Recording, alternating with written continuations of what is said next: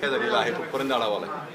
नाही, आज न्यायमूर्ती शिंदे साहेबांच्या ज्या शिफारसी आहेत त्यांचे जे अहवाल शासनाला सादर झाले होते त्याच्या अंमलबजावणी संदर्भात आज चर्चा झाली आणि मग त्या अंमलबजावणीमध्ये काही त्रुटी काही अडचणी आहेत का स्वतः न्यायमूर्ती शिंदे साहेब आज उपस्थित होते आणि त्यानंतर मग आता या सगळ्या कायदेशीर बाबी आपण तपासून घेतो. सर पण गुन्हे संदर्भात सुद्धा तुम्ही आढावा घेतल्याचं कळते, काय किती गुन्हे आणि काय नेमका आढावा आहे? नाही, गुन्ह्याचा आज संबंध नव्हता काही, पण काल आमच्या उपसमिती निर्णय तो झालाच होता आणि ते आपण पूर्वी जाहीर केलं होतं. ती प्रक्रिया सुरू करून दिलेली आहे. या महिनाअखेर ही सगळी जे गुन्हे दाखल झालेले आहेत साधारण 400 गुन्हे आता मागे घेण्यासंदर्भात कार्यवाही झालेली आहे.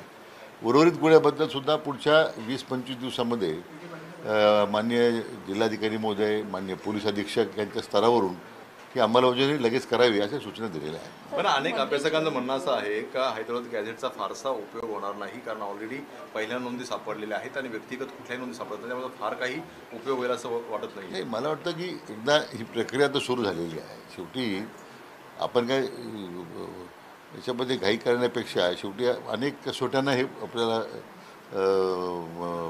पार करावं लागणार आहे. त्यामुळे मला वाटतं की एकदा ही प्रक्रिया सुरू झाल्यानंतर मग काय वस्तुस्थिती समोर येईल त्याप्रमाणे निर्णय करू आपण. छगन भुजबळ यांनी काल मुख्यमंत्र्यांना एक निवेदन दिलेलं आहे. त्याच्यामध्ये त्यांनी अशी मागणी केलेली आहे की हा जो जी आर सरकारने काढलेला आहे एक तर तो रद्द करावा किंवा त्याच्यामध्ये काही सुधारणा कराव्यात. असं की मी सातत्याने सांगत आलो आहे की माननीय भुजबळ साहेब ज्येष्ठ नेते आहेत, तर त्यांच्या मनात काही दुराग्रह असेल काही शंका असेल तर मी स्वतः त्यांना भेटून त्यांचा तो गैरसमज दूर करायला तयार आहे. शेवटी सरकारची पहिल्यापासून भूमिका आहे की कुठेही ओबीसीच्या आरक्षणाला धक्का लागणार नाही. या बाबतीत शासनाची भूमिका अतिशय सुस्पष्ट आहे. ज्या हैदराबाद गॅझेटचा वारंवार उल्लेख केला जातोय त्याच हैदराबाद गॅझेटमधल्या त्रुटी आता जी ओबीसी नेत्यांची बैठक झाली त्या बैठकीमध्ये छगन भुजबळ यांनी दाखवली त्रुटी आढळल्या आहेत. त्यामुळे सरसकट मराठ्यांना कुणबी याच्यातून आरक्षण देणं चुकीचं असं भुजबळांचं म्हणणं आहे. पुरावी देखील मी ओबीसी उपसमितीचे अध्यक्ष माननीय बावनकुळे साहेब यांच्याशी बोललो आहे. आम्ही दोघं आता चर्चा करतोय की त्यांच्या उपसमितीत काय प्रश्न उपस्थित झाले आहेत, आमच्या समितीने काय चर्चा केली, तर त्यांच्याबरोबर आम्ही दोघंही बसून या सगळ्या विषयावर चर्चा करून मग काही मार्ग काय असेल काही त्याच्यामध्ये त्रुटी राहिल्या असतील काय असेल तर मार्ग काढू आपण. असं म्हटलेलं आहे त्याच्यामुळे सरसकट सगळ्यांनाच आरक्षण मिळेल असं ओबीसी नेत्यांनी. मला वाटतं तो प्रत्येकाचं एक त्याचं झालं कन्सेप्ट काही कन्सेप्ट तयार झाले लोकांच्या एक इम्प्रेशन तयार झालेलं आहे.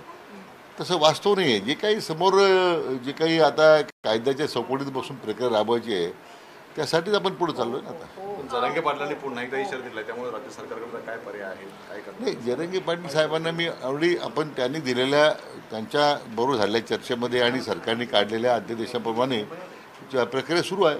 तर थोडा जो कालावधी लागतो या सगळ्या म्हणून कायद्याच्या चौकटीत बसून हे सगळ्या कसोटीला टिकलं पाहिजे. आणि शेवटी आमच्या ओबीसी बांधवांनाही कुठं आम्ही त्यांच्या हक्काचं संरक्षण आम्ही करतोय. त्यांना कुठे त्यांच्या हक्क हिरावून घेत नाही आपण. ओबीसी आणि मराठा उपसमितीच्या बैठका सुरू होत असताना दादरमध्ये शिवतीर्थ या ठिकाणी उद्धव ठाकरे जे ते राज ठाकरे यांच्या भेटीला पोहोचलेले आहेत. सध्याच्या राजकीय घडामोडी सुरू असताना दोन नेत्यांची भेट होणं देखील तेवढंच महत्त्वाचं. असं दोन्ही राज ठाकरे आणि उद्धवजींना ते एकत्र भेटत आहेत. तो आज भेटत नाही, ते रोज लग्नात भेटतात. मला वाटतं मध्यंतरी कुठल्या लग्नात सणासाठी भेटतात, गणपती करता भेटतात, भेट जाऊच राहतात. त्यांनी काही नाही असं आता ते काय भेटतात ते त्यांना विचारलं पाहिजे ना. महायुतीवर कुठलाच परिणाम नाही. महायुतीवर परिणाम हे विधानसभेने दाखवून दिलेला आहे.